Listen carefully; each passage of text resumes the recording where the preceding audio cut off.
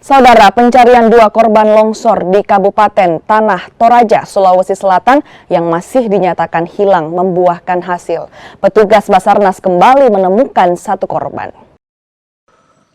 Saudara, tim SAR gabungan Basarnas, TNI, Polri, BPBD, SAR, Brimob, dan masyarakat berhasil menemukan satu korban longsor.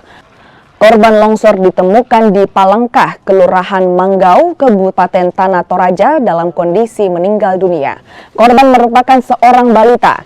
Hingga saat ini jumlah korban yang ditemukan sebanyak 19 orang dan satu korban lainnya masih dalam pencarian. Alhamdulillah korban ditemukan satu orang atas nama Gia, 3 tahun, sekitar 20 meter dari LKK. Dan itu langsung tim SAR gabungan langsung melakukan evakuasi ke rumah sakit terdekat.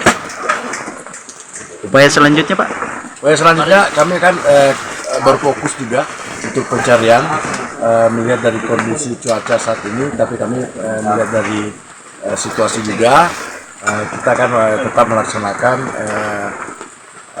pencarian atau pemantauan di sekitar wilayah penemuan terakhir, karena informasi yang kami terima ini adalah ibu kandung dari korban Gia. Jadi kita berasumsi mungkin tidak terlalu jauh dari penemuan Gia.